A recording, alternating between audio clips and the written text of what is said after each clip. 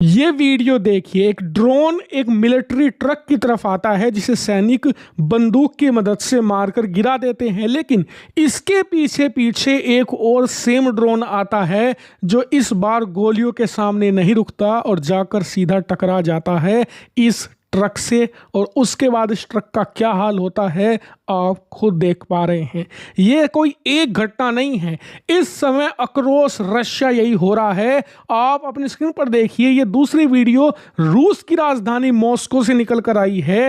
राजधानी मॉस्को के छतों पर लोगों की जो बिल्डिंग थी रहने की, वहां पर पेंटासीर जैसा एडवांस डिफेंस सिस्टम तैनात किया जा रहा है।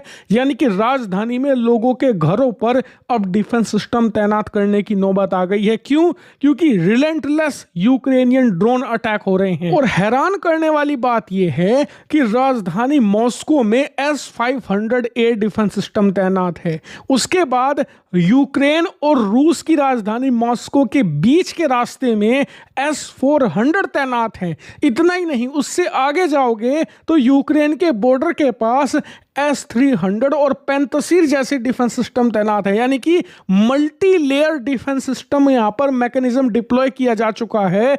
उसके बावजूद यूक्रेन के ड्रोन लगातार राजधानी मॉस्को पर बरस रहे हैं। और इनके पीछे कारण क्या है खुद अपनी स्क्रीन पर देखिए। यूक्रेन ने दावा किया है कि मई महीने के 31 दिनों के अंदर उसके ऊपर 7,000 से ज्यादा हमले हो चुके हैं। जी हां, आपने सही सुना, पूरे बॉर्डर पर 7,000 अलग अलग जगह असोल्ट किया है रूसी फौज ने। हालांकि यूक्रेन ने आगे ये भी कहा है कि ये असोल्ट सफल नहीं रहे क्योंकि सिर्फ 14 किलोमीटर का उसका एरिया कब्जा पाया है रूस 7,000 असोल्ट के बावजूद। लेकिन इससे आपको पता लगता है कि पिछले एक महीने में रूस यूक्रेन युद्ध कितना ज्यादा भड़का है और किस लेवल की फाइटिंग हो रही है। और उधर से यूक्रेन लगातार इन हमलों का जवाब दे रहा है ड्रोन स्ट्राइक से। और आपको बता दूं, यूक्रेन की काफी ज्यादा क्लियर स्ट्रेटजी है। वो रूस के क्रिटिकल इंफ्रास्ट्रक्चर को निशाना बना रहे हैं, जैसे कि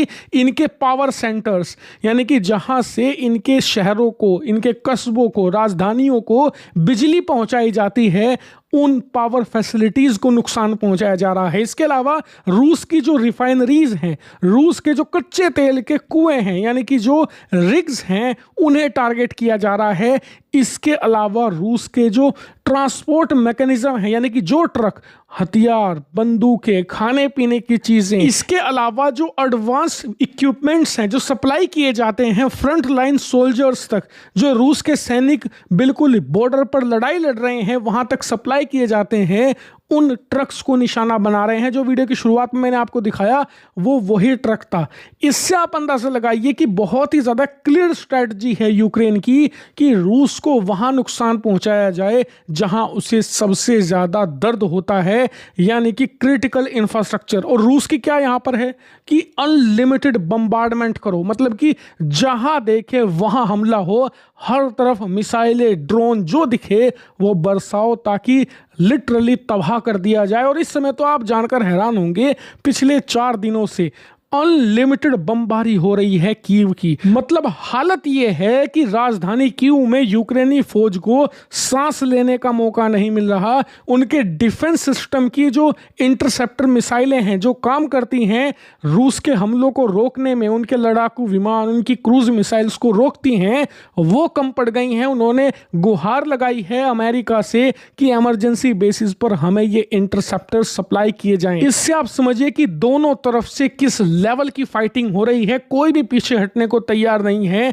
और आपको बता दूं, ये क्रूशल महीना है जून का, जो भी इसमें ढीला पड़ गया दोनों में से वही मार खाएगा। क्योंकि आप याद रखिए, ये युद्ध अब अपने अंत की तरफ है, क्योंकि अब तो खुद पुतिन ने कह दिया है कि अब ये युद्ध हम खत्म करेंगे, अब हमारी इच्छा नहीं है इसे आगे बढ़ाने की। यानी कि जो लड़ने वाला है अब वो पीछे हटने को तैयार है, क्योंकि इसी वजह से पिछले इतने सालों से युद्ध खत्म नहीं हो पा रहा था, क्योंकि रूस पीछे नहीं हट रहा था। लेकिन अब वो तैयार है, मतलब बातचीत की टेबल पर दोनों आएंगे और इसीलिए ज्यादा से ज्यादा लेवरेज हासिल किया जा रहा है। और मैं आपको लगातार इसकी अपडेट दूंगा, इसीलिए चैनल को सब्सक्राइब कीजिएगा।